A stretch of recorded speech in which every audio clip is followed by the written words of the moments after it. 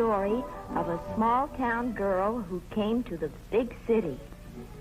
Let's start with her speeding along toward her dates with fate, wide-eyed with excitement.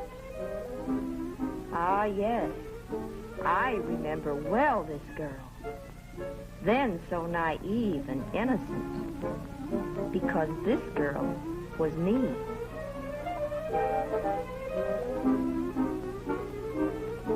Little did I suspect that bright day the startling adventures just waiting to happen to me in the city ahead. If I had known then all that was to happen to me, I might have turned the car about and raced away from this place twice as fast as I was speeding toward it. Rounding a curve, I brake my car to a stop on a hill, high above the city I had heard so much about all of my life. Bright fires of excitement were sparkling inside me as I ran forward for a first look at it. There below me, a bit smoggy, lay fabulous Hollywood. Astounding adventures awaited me down there. But quickly, my thoughts jumped back to my hometown of Greenfield, the newspaper office where I worked, the afternoon I had been summoned into the office of our editor, a man who both fascinated and frightened me.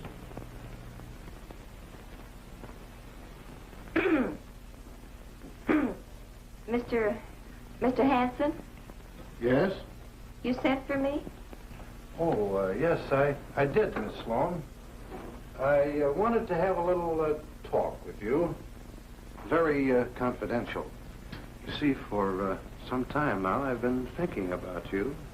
Why, what would you be thinking about me? You'd be surprised. Oh. Why, Miss Sloan, you're not afraid of me, are you? I guess I do have a kind of a reputation that frightens most girls in this town, but tell me, Miss Sloan, do you think I'm a big bad wolf? Miss Sloan, as I was saying, I've been thinking about you, and do you know what people in Hollywood do? I mean, do you know what actually goes on out there? Well, no, you don't know, Miss Sloan, because everything you read or hear about the movie city contradicts everything else you read or hear about it. Like this, for instance, today's paper. It's here on page 1. There. Hollywood investigator claims belly dancers perform nearly naked in swank strip spot. Or this juicy item. Screen star spits in critic's eye, scores bullseye. Now, these are the news headlines, but listen to what film fan reporter writes in her column. There. I've always found screen stars to be innately kind and polite. Now, I always thought anyone that spit in your eye was downright impolite. And this. No matter what scandalous tales you hear about our city, the truth is nothing unusual ever happens here. But take a look at this. Naked woman on motorcycle outrages police through streets near Hollywood. A naked dame racing bareback and bare everything else through the streets. I suppose that's not unusual for Hollywood. And listen to this sugar broadcast by Prunella Skipper.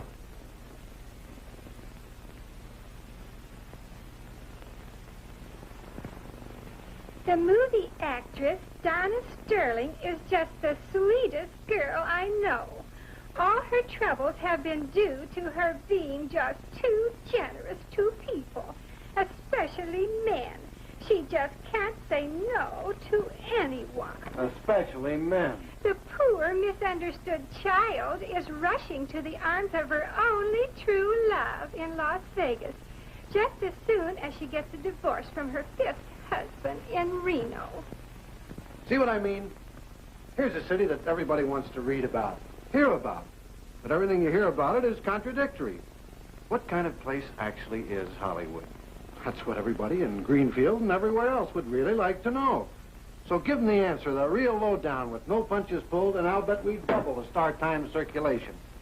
That's why I've decided to send someone up there to write a series of articles for us.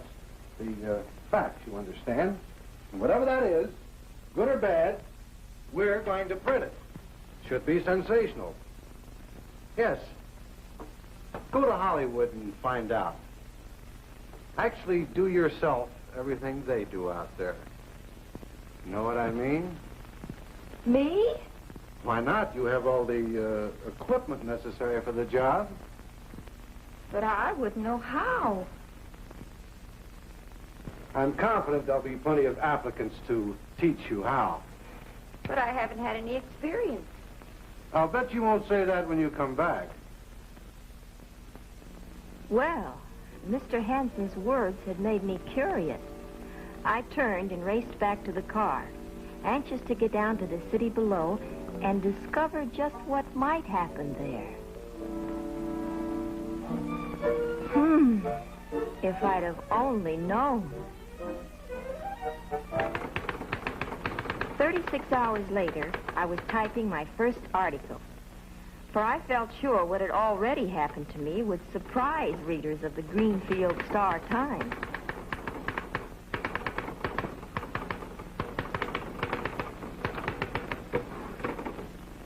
I headed it, My First Day in the Land of Make-Believe.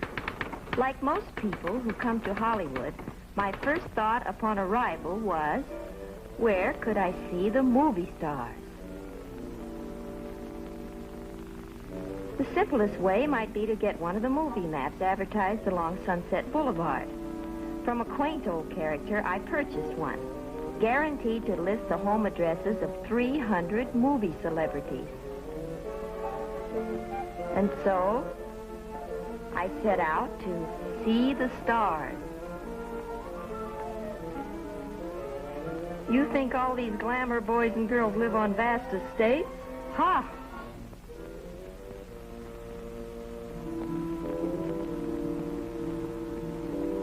According to my map, most of their homes were on out-of-the-way streets. And nobody I asked had the slightest idea just where. The houses listed were hardly the type I had anticipated. And anyway, even people in Greenfield weren't going to get too excited by hearing I'd seen the spot where Joe Starr hung his hat. But I decided, then and there, whatever I had to do to thrill my readers, I would do.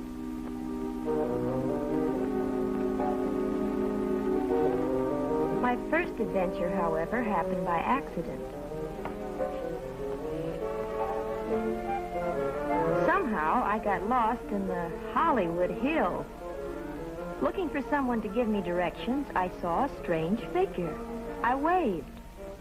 Whoever, whatever it was, disappeared behind a high stone wall. Curious, I got out of my car. The place had a foreboding look. But I was lost. Anyway, I was seeking strange experiences. This looked like a place where you would certainly find them.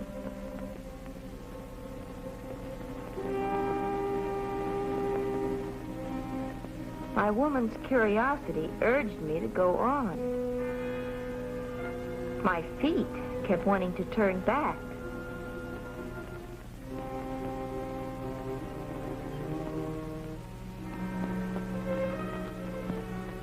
Somehow the place was weird. A perfect setting for ghouls and ghosts and horrible happenings.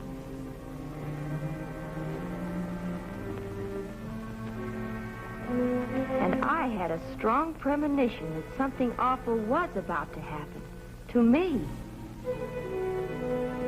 Wherever I looked, I could find no one. But I could feel hidden eyes fastened on my every movement.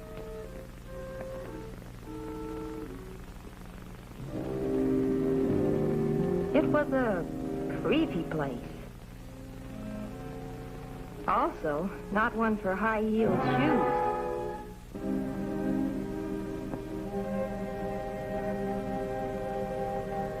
I tried to act calmly, but inside, my nerves were whipping up a small-sized panic. Suddenly, something jumped up in the bushes behind me. I screamed. Now I was frightened. It seemed I had stumbled into the ruins of an old castle, a haunted castle. I ran until I lost my breath, and then I saw a thing. Where was the gate?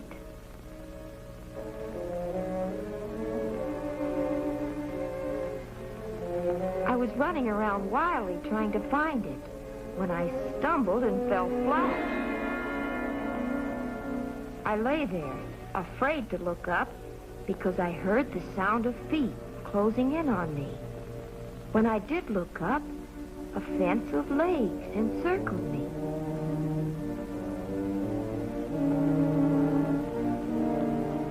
And the tallest man I had ever seen towered over me. The man motioned for me to get up.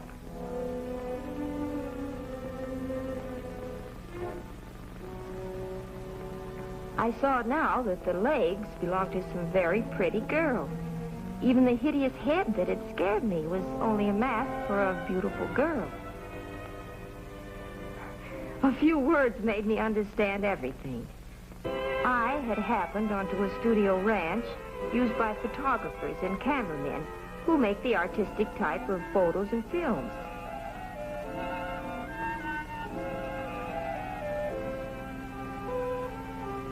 These girls were a group of models who posed for them. They had hidden at my approach because onlookers were usually a nuisance.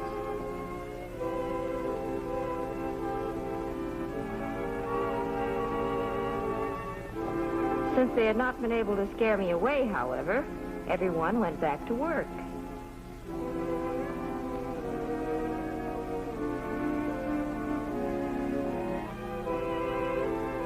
There were several groups of professional photographers around. But, as one of the models pointed out, some of the photographers used the picture-making gag just as an excuse to get acquainted with and ogle girls.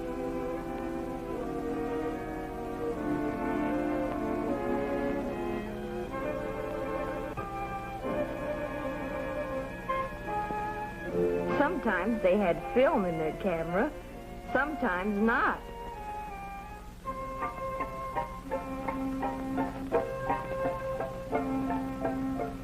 Later, promising to stay out of camera range, I wandered about, looking at different groups at work.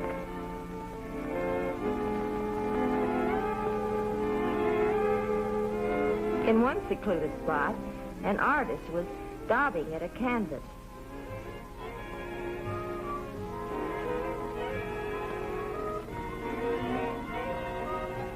After a while, the artist had an idea. And his idea, he should paint less of the model's costume and more of the model.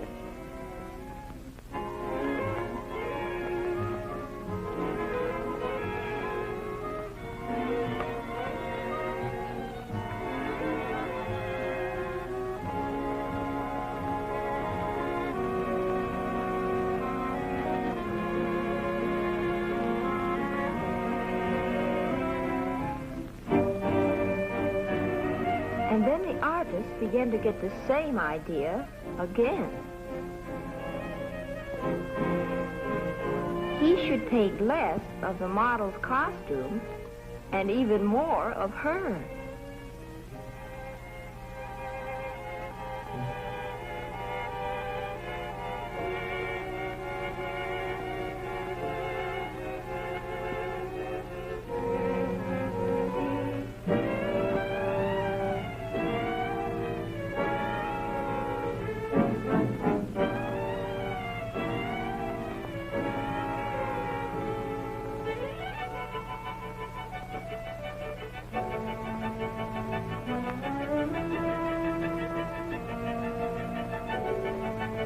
Well, that same idea just kept coming back to the artist.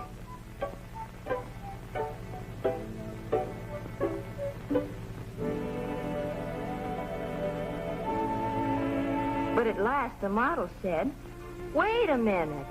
Just what kind of a painting is this masterpiece of yours?" And then she saw what she had been posing for. Well, this artist would either have to improve his art or find a model with less temper.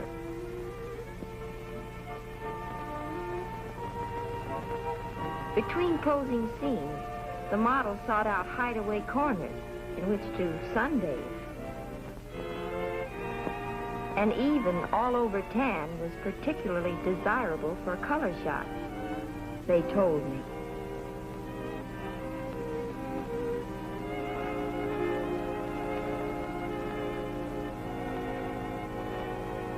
I made notes of what I saw, but the startling beauty of one flame-haired model had me fumbling for adjectives.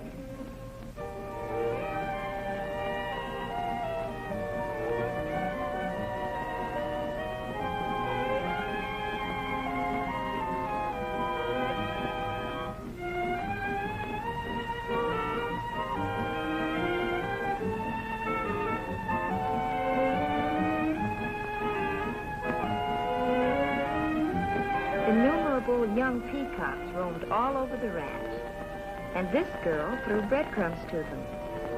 But the peacocks refused to come near enough for her to pet them. As one photographer explained, "Silly birds."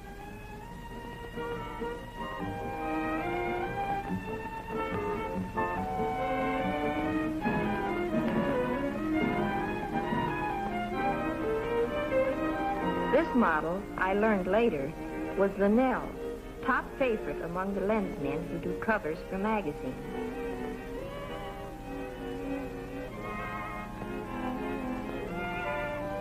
Her fiery golden hair, falling down over her cream-white body, resulted in the most sensational color shots.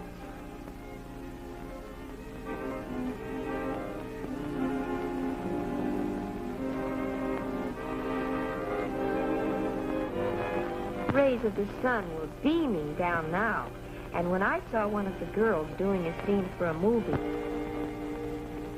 well, I had spent a very interesting afternoon watching the production of artistic photos and films, the gorgeous girl type of pictures that feature and star and immortalize glamour, winging their way out from the cinema city to thrill and delight the whole world.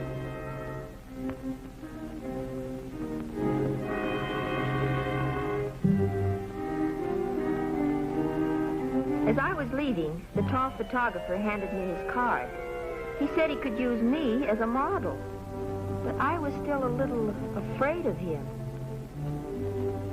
The third day I was in Hollywood, I received an envelope marked "Very Personal."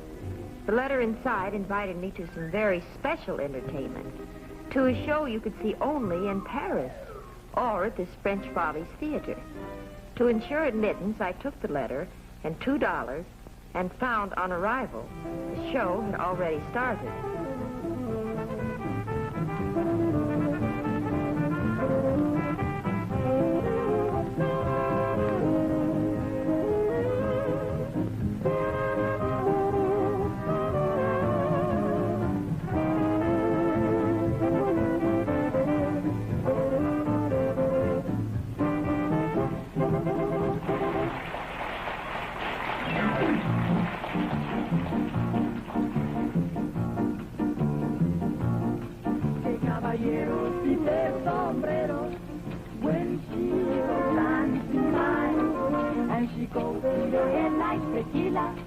Venezuela, ay, ay, ay, ay, ay. She can bamba, samba, she can bamba. She can samba, she can samba. She's a sweet chiquita, you would know, Lupita, señorita, maracas con caracas. Mi lindita Margarita, tan bonita muñequita, saca tus maracas y nos vamos pa' Caracas. ¿Con Caracas? Sí. I think.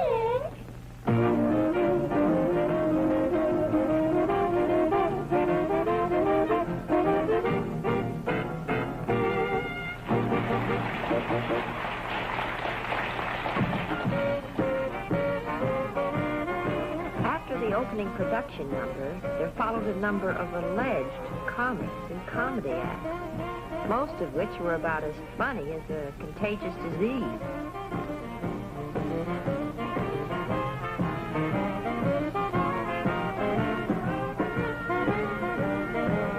And then, several dancers.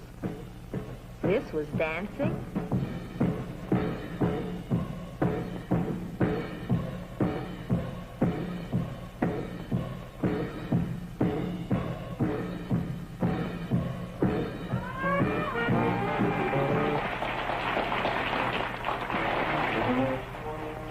But there was one number quite different.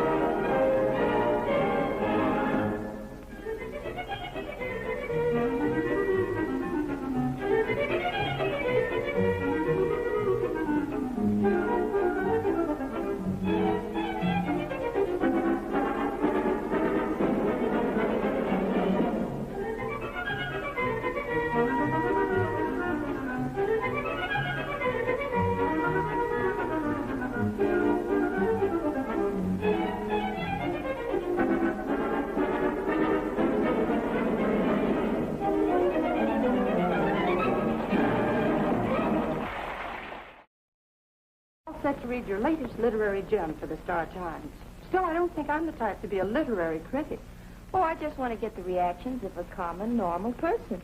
Now, dear, you know I may be common, but not normal. Oh, I'm on to you. You do more talking than anything else. Well, confidentially, I'm better at talking than anything else. Did you model for anyone this week? Yes, I worked yesterday for one of those would-be wolves. He called and said he wanted me for a sitting. Turned out to be more of a running. Do you mean he chased you? Well, what did you do? Well, I let him get close enough a couple of times, to make it interesting. He's too feeble to be a menace. So I got my exercise and $5 an hour. The tales you tell. You should be writing these stories instead of me. Well, your editor might be interested in some of my adventures, but I don't think he'd dare publish them. Well, let's hear how yours sound. My Adventures in Hollywood by Darla Sloan. All right, Darla. I'll read what you wrote and did. After seeing the girls at the French show toss aside all their garments, I convinced myself I might be able to take off a few. So I made a date and went over to pose for the photographer I had met at the ranch. He explained that here at his studio, he made all types of photos. He showed me photos of what he called girls in costume. They looked to me more like girls out of costume. Then Tall Tom wondered how my legs would photograph. My way of showing them proved unsatisfactory. Higher, he said, I want to see your legs, not just your feet.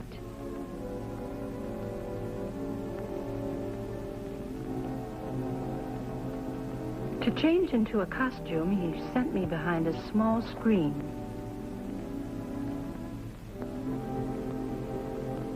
While I was changing, I kept thinking back to the day at the ranch when I had looked up and first seen this Tall Tom towering over me. I began to wonder just what he had in mind now. I had heard stories about photographers.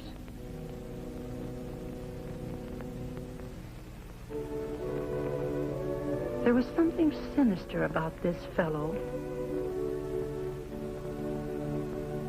We two were here in his studio, alone.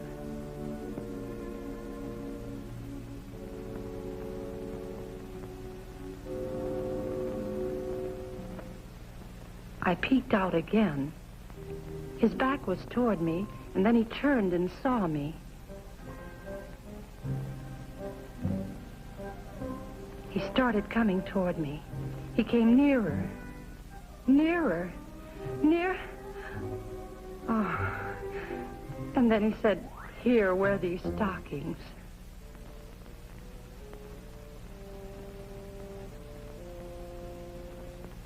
My behavior must have been as strange to him as his actions were to me. The outfit for the first photos actually wasn't too brief, but for some reason, I felt as if I were trying to hide behind 3 postage stamps.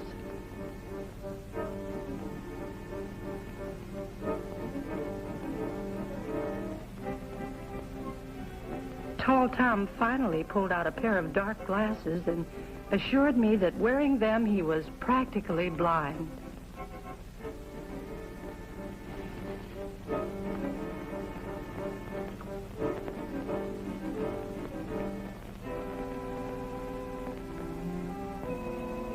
After getting me into a pose, he wanted me to smile. I looked about as pleasant as if I were making a date with the dentist.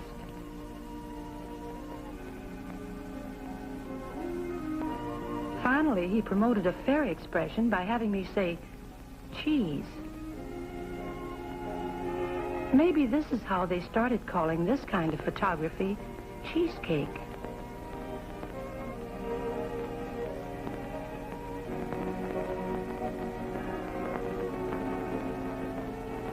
When he said he wanted an Indian pose, I had one idea, but his was entirely different. Well, if Minnehaha ever posed this way, it must have been when she was loaded with fire water.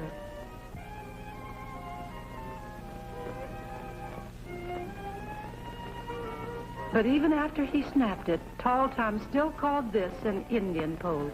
And the photographer and 2 male customers all had asked me for a date. Well, after reading this, I'd say that when you went back to Greenfield, all the women will hate you, but all the men will want to date you.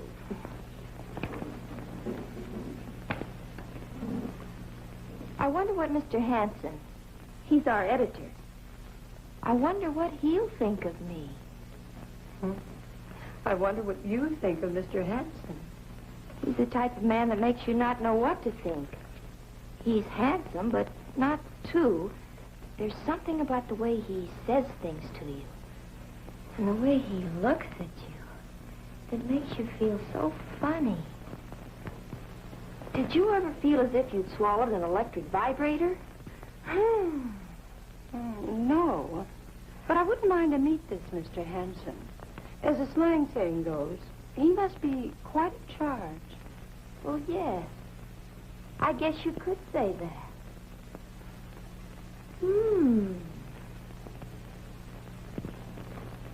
Hey, who's the lassie with the cute chancy? Use this in a 4-column spread over Darla Sloan's article. Here. Yo! So that's how Darla Sloan looks. No wonder so many interesting things happen for her to write about. Yes, I guess she's getting plenty of experience. I read all her articles. You know, here in Greenfield, you gotta get your excitement secondhand.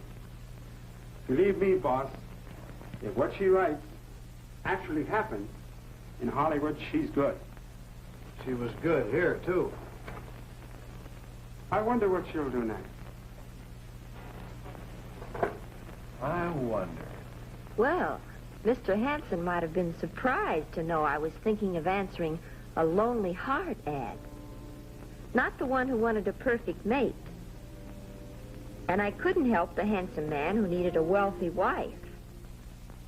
But Mr. Sophisticate, who wanted to show some girl a wonderful evening.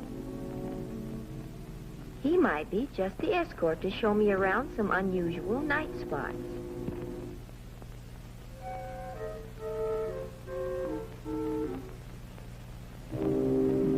Somehow his voice was not quite what I expected.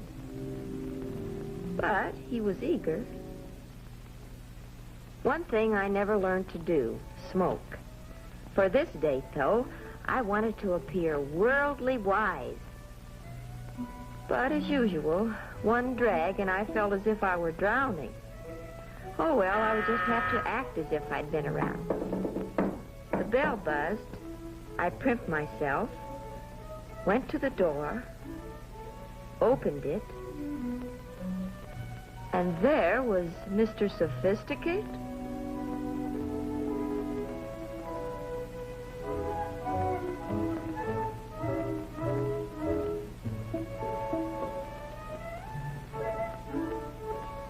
With a snoot full of water, I asked this character if he wanted me to take his hat. So,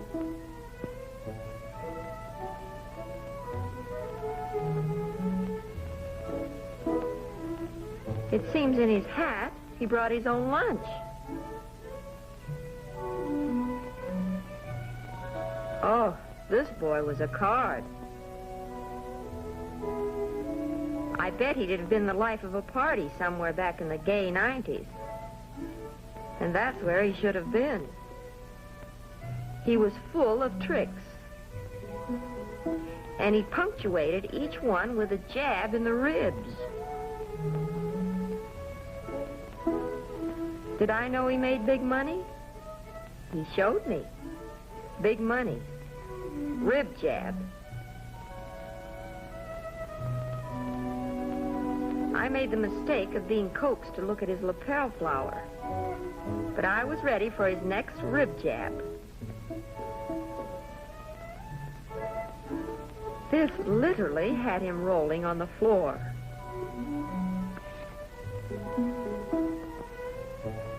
Next, had I ever seen the Three Stooges?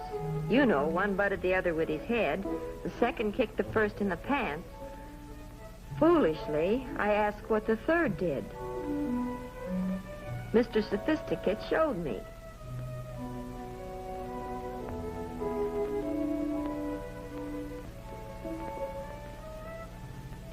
By now, I'd figured out a little game myself.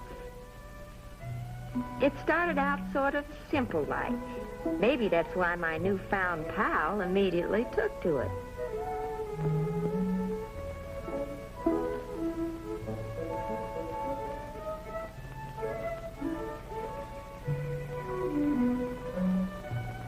But as my game progressed, it became a little more complicated.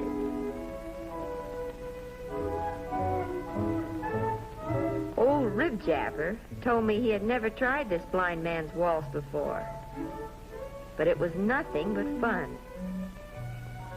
I told him I knew he'd get a kick out of it. And he was Mr. Sophisticate? I crossed Mr. Sophisticate definitely off my list. But another ad caught my eye. Well, wonder how it would be to have a date with a Hollywood actor.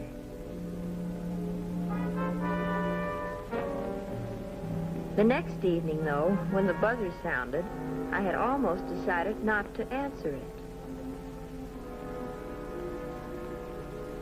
But I knew he was completely different from Mr. Sophisticate the moment he stepped inside the door and said,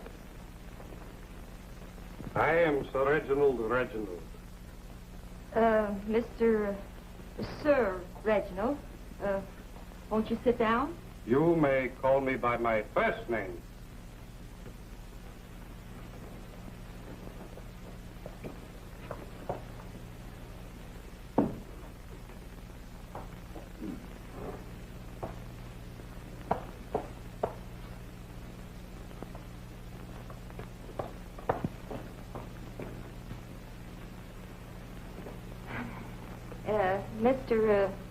Sir Reginald, your advertisement states that you're in the theatrical profession. Yes. I'm a thespian, an actor, you understand, from the theater, the legitimate theater. You should have seen me in Shakespeare. To be or not to be, that is the question. Whether it is nobler in the mind... But now you're in pictures. Yes. All day I've been performing in some cow drama. Oh, a Western. What part did you play?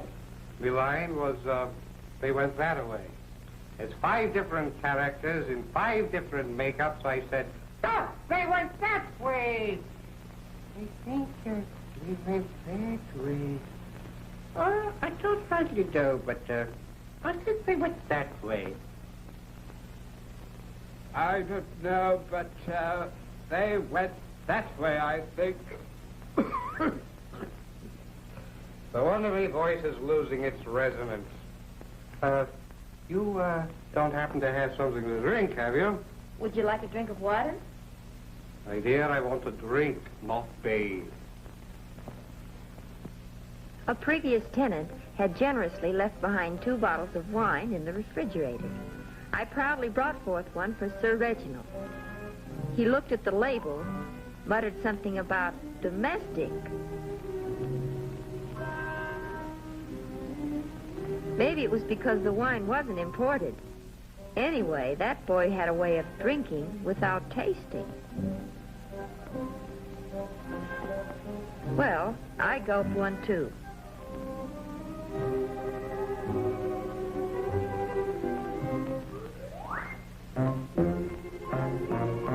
But I soon found, no matter how I did it, I couldn't empty glasses as fast as my noble friend.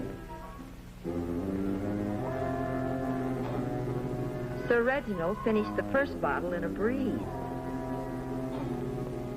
The second bottle about finished Sir Reginald.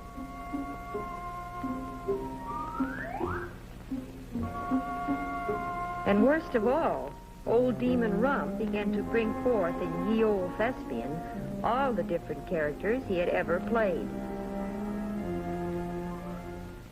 And then Jekyll falls to the floor, and he disappears for a second, and then I come up into my amazing scene. Hey!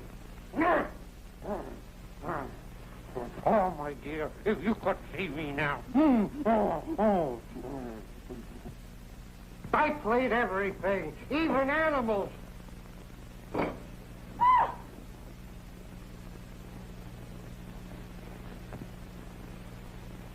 Perhaps you saw me as the Avenger of the Sun's fury. Oh, what a scene. The sort of thing the audiences love. I beat the heroine for 2 reels. What a romantic scene.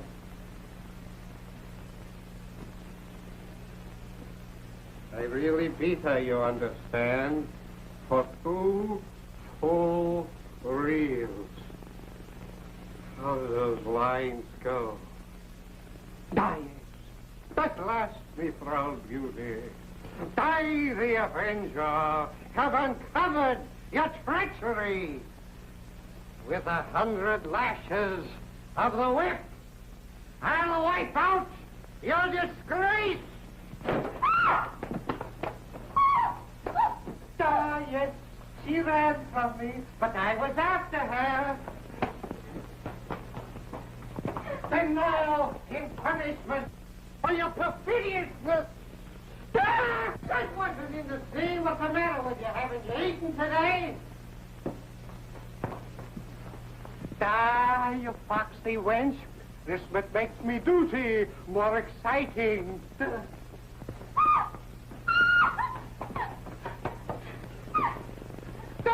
Cinderella! Peter, for 2 full reels! Stop twisting and turning and ruining the scene! Peter, 2 full reels! Until I was completely done in. Very exhausting scene on me, you understand?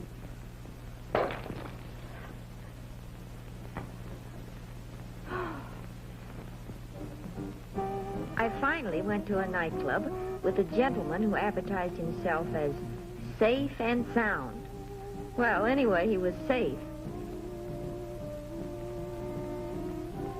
His hearing wasn't so good, but when they introduced the exotic dancer, Naomi, you could see Pop's eyesight was still sharp.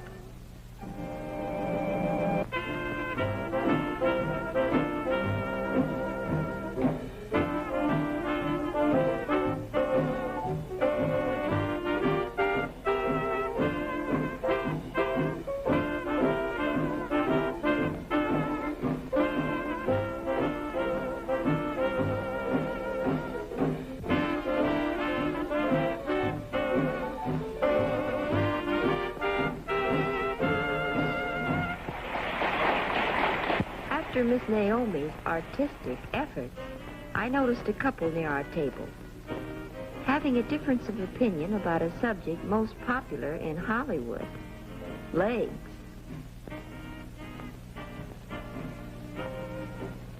They moved away and I forgot them. Another act was being introduced on the stage. When Pops found the next act was not an exotic dancer, he lost all interest in the show. Well, with my escort falling asleep in my face, maybe this was the time to be nonchalant and light up a cigarette. I did. Usual result.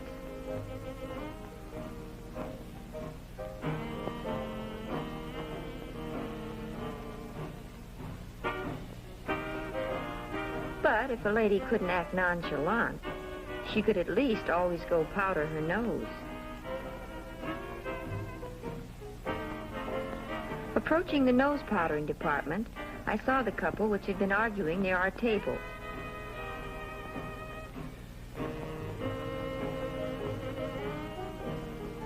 One of them asked me for a cigarette. I might as well give them away. I couldn't enjoy them myself.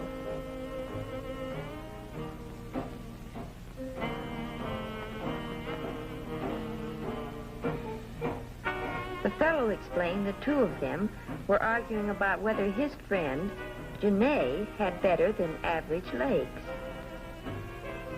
To decide the argument, he wanted me to match legs.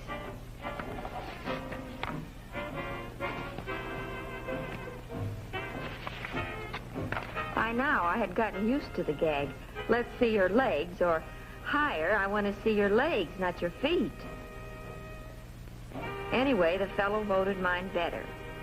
Janae assured him he'd lost his eyesight, and I thought I had lost mine when I saw what Janae used for an ashtray. And then Janae explained what I should have known from the start. He was an impersonator, working in the show.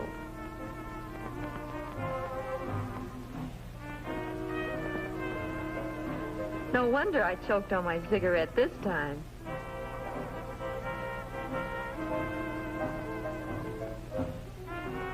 You know something? He made a better-looking woman than I did. Here's today's edition, Chief. Hot off the press. You'll find Miss Sloan's article on the 4th page. Oh, yes, there it is. We're running her picture heading the article now, just like you ordered. She certainly is a delectable-looking dish. Out there in the wild and woolly West, she must be having a wonderful time.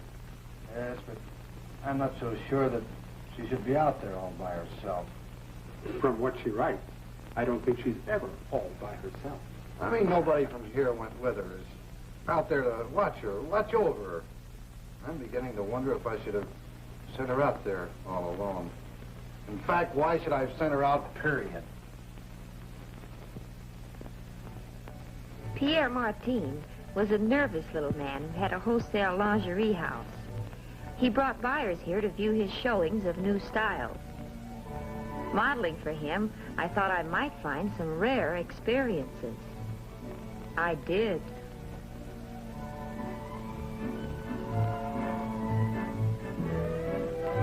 It was nothing unusual for the excitable Pierre to stick 2 cigarettes in the customer's mouth and light both of them. One reason for Pierre's fluster was that we girls in the dressing room were never ready to start the shows on time. Girls, hurry, please. The men are here waiting. Girls! Say, isn't it funny the buyers are always men? Oh, it's not so strange the stores send men buyers here. After all, the kind of lingerie men go for, that's the kind women should buy.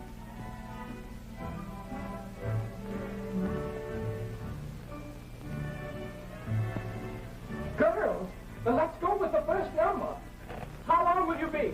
5 or 4 minutes. No. I wonder what makes him so excitable all the time. Probably working around all this lingerie. Make way, for the body's beautiful. You should have been parading around out there 5 minutes ago. You mean for something so wonderful? They can't wait 5 minutes? The way she's always claiming what a shape she has. You'd think she had my body. You'd better hurry, Jean. You follow me. I've always found that easy. Dreamer. Well, girls, here I go. No matter how impatient the buyers had become, the sight of Francine displaying Pierre's creations always had a soothing effect on them.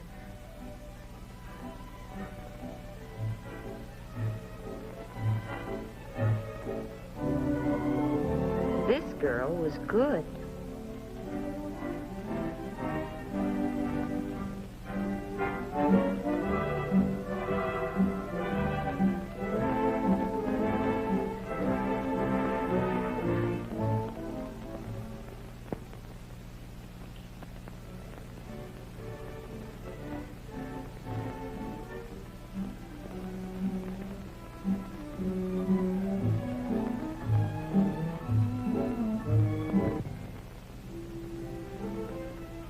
Jean may or may not have been joking about being able to follow Francine in anything. But her appearance in the Sweetheart lingerie set certainly sustained interest in the show.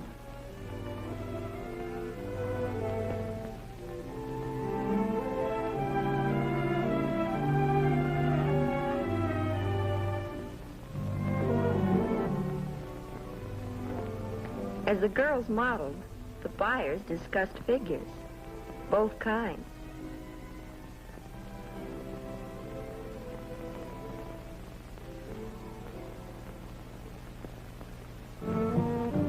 Wanda had an original way of modeling.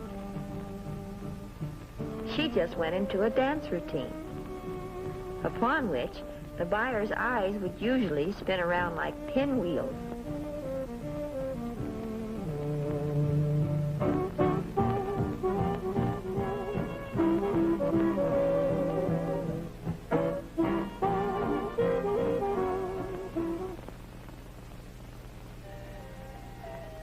A short-length nightie was my first contribution to the showing.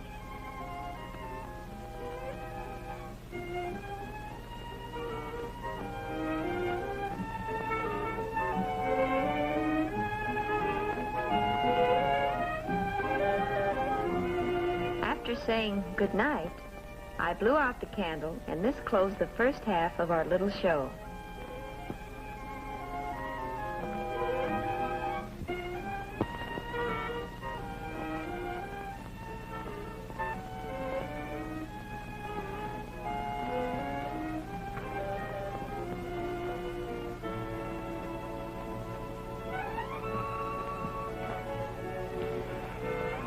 I wonder if most of the buyers come in to buy or just to look. Why, dearie, don't tell me you're the type that minds men looking at you. Why, the 2 days that you've been here, you must have had a dozen men ask for your phone number. Or maybe the shrinking violet routine is what gets them. Yes, I'll have to try it. I'll have to convince men that I'm so very, very nice. I've got news for you. You're not that good an actress.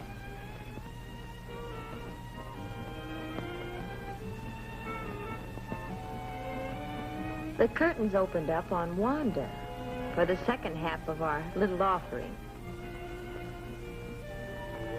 Beautiful in black, wafting fragrance about. She could dance, too.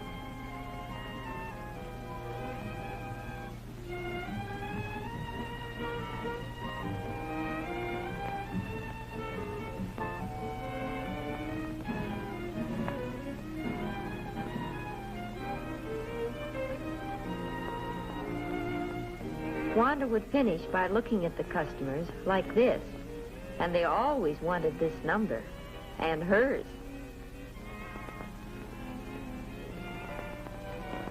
Francine was our #1 stocking sales girl.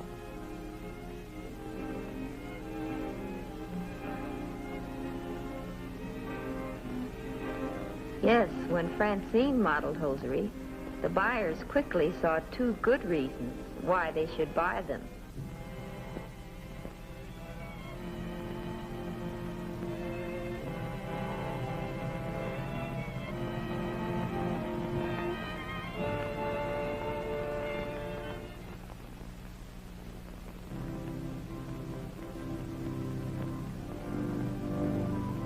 An original creation by Pierre was his bridal night lingerie.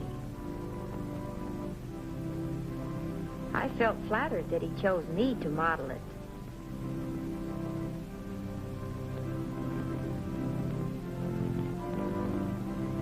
Just wearing an outfit like this could give a girl ideas, such as weddings and honeymoons and Mr. Hanson.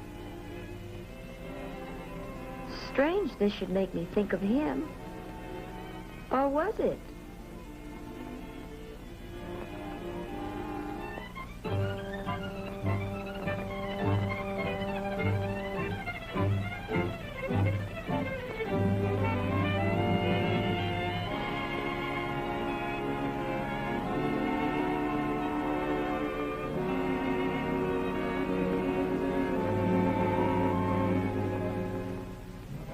Judith had been with Pierre longer than any other model, and she broke all the rules.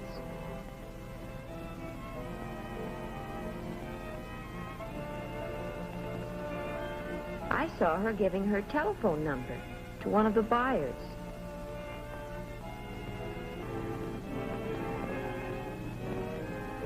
This girl was jealous of me, and I wondered if we'd have trouble. And I didn't have to wait long to find out. Say, I always wear that outfit. Well, Pierre has my name on it, so evidently you're not wearing it today. Today, too. You may be Pierre's new pet, but I'm wearing that outfit. That's silly. I already have it on. That's easily changed.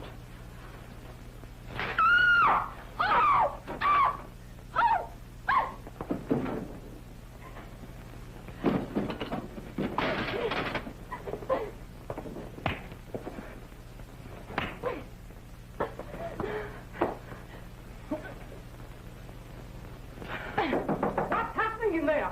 Stop it, you hear? I'm coming in. Break it up!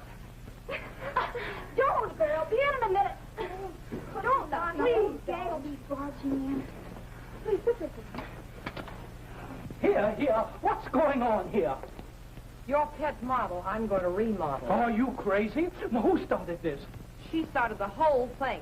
I didn't start it, but I'm going to finish it. Give me room.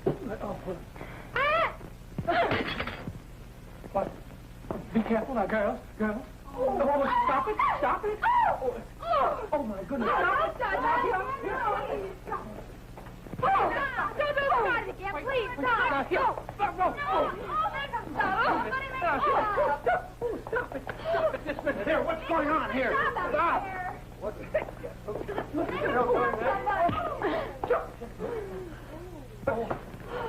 Just...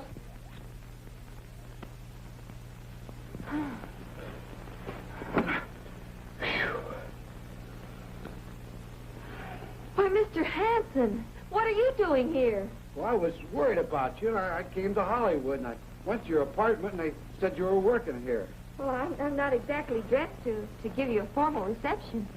Still afraid of the big bad wolf, huh? Listen, after what I've seen and done out here, you just think you're a wolf. Watch me. You.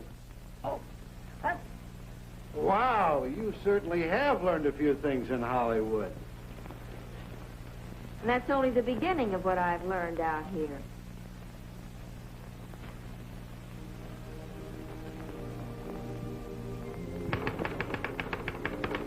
Yes, Hollywood is no doubt just about like any other city of similar size. I understand that now. But here in Hollywood, the film capital, everything seems more glamorous, more exciting, more wonderful. And if you don't believe me, come on out and let me show you.